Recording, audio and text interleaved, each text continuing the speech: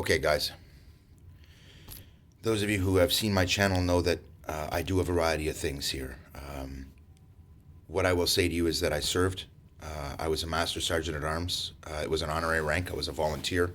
I was teaching hand-to-hand combat and shooting technique on baseboard, and in the late 80s, you can look me up. Serial number 499-609-923-07/01. It is a unique serial number because I didn't go through basic training. They actually gave it to me for a variety of reasons. I'm not going to go into that, but some of the numbers actually have meanings. That being said, I also did acting. I was in the movie Gleaming the Cube with Tony Hawk. I was also in Jaws. I was the little kid who said he made me do it. That was me as a kid. And I've been in a couple other things as well. And I know a bit about acting. I also know a lot about weaponry. I'm a weapons expert. I've done shooting technique demonstrations for the police, speed shooting, accuracy. I used to teach this stuff. So I know what I'm talking about. I am a weapons expert. And what I will say to you is that I want to explain briefly what is a dummy round, how you would go about checking to see if it is a dummy round, and what ALEC Baldwin would have had to do that, and what some of the consequences of him checking would be. So you might think that all he has to do, and a lot of these actors are making it sound like the gun was supposed to be empty, but as far as I know, the scene involved this. The camera looking at the gun pretty much from another angle, but looking at the front of the gun, which means that they would have had dummy rounds in it, which they did. If it was as easy as the chambers being empty, he could check that in a second. But with a dummy round, the only difference between a dummy round and a live round is the difference is somebody has pulled out the lead, which is the projectile, removed the gunpowder, and in the bottom of that, there's a little primer charge. And when you flip over the bullet and you look at the backside of it, you'll see a little tiny, what looks like a copper center. And what that is the firing pin contact point. That's where the firing pin contacts, and the primer is behind that, and it detonates the primer, which sets off the main charge, which launches the bullet. What a lot of people don't know is that if the gunpowder was removed and you had just the primer, it would still fire. The only real way to check those rounds is by weight. Now, that is the best way. That's how I used to do it. Now, if he had known the weight that 45 caliber round from way back in the day was supposed to be, he could have put it on a scale and checked it. This is what the armorer is supposed to do, because even the weight of primer will show up on a sensitive scale. You will be able to see that there's no gunpowder. You can see that there's no primer just by the weight of the round. That's one thing. The other part of that is how he would go about checking this type of round. Now, there's really only two ways. One, you might think there's three, because you could shake it, right, and listen to the gunpowder sound. Some people have suggested that he should have done that. However, that will not tell you if the primer is in the bullet, and the primer will fire the round on its own because it's still an explosion and it's going off inside a sealed chamber. The gas will propel the bullet just like it's supposed to. It won't be going as fast, but it will travel. It will leave the barrel. It will kill. That being said, the other way he could have checked it, other than weight, is to dismantle the round. Pull out the lead, look inside with a flashlight of every round, and make sure that the primer and the gunpowder are missing.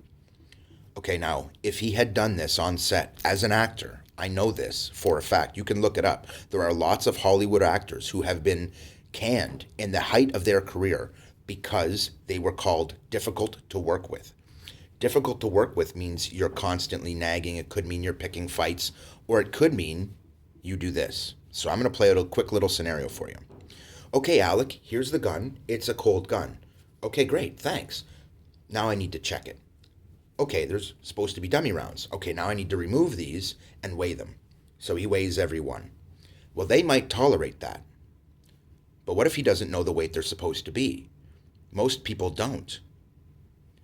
If that's the case, which I guarantee you it is, what he's going to have to do is dismantle those rounds and look inside. And if he takes the time to do that before every single scene, and he's that picky about it, they will definitely call him difficult to work with, and it could actually damage his career. In fact, he could get outright fired. Actors have been replaced in the middle of shooting a movie for just such things. That being said, it's important to understand what's going on here.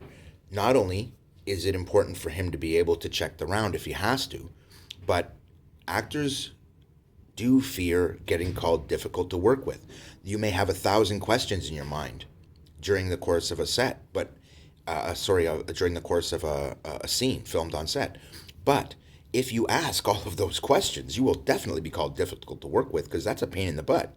That's a lot of questions. People are going to take hours to answer all your questions. That's not good.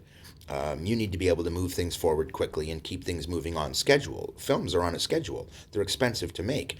Keeping that schedule is actually really important. And so I do want to say a few things about this. Now, let's say, for example, instead of blaming ALEC, we look at the situation and try to see where the real blame lies. I know as a weapons expert that if I take a gun, I load that with real rounds, I hand that to a soldier and say, okay, we're doing a shooting exercise, but there's no bullets in the gun that are live. They're just fakes, and we're going to be shooting at people. Now, that's the same thing as you pointing a gun at somebody on set, saying, hey, there's nothing live in this, which they do all the time, and then pull the trigger, which they do all the time. If I hand that soldier that gun and he fires it and kills somebody, who do you think goes to jail there? Who do you think gets their career ruined? Chances are it's both of us. Him for having not checked the weapon, and me. You might think that, but chances are it's not going to happen that way. It's going to be my fault because I'm the one that did it. I ordered him to, I had the authority to order him to, and I did.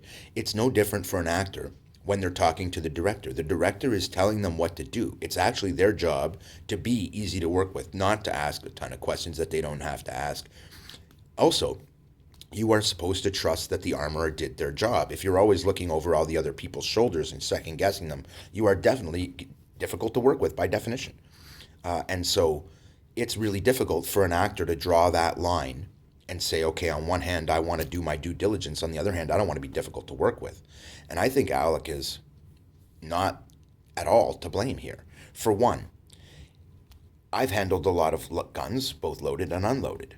And unloaded, I treat them very differently than I do loaded because I know that it's empty. Subconsciously, you know that that gun's empty. And you know that it's not dangerous. And I mean, unless I bludgeon you to death with it, it's not going to hurt anybody when it's unloaded. And he is told that the gun is unloaded.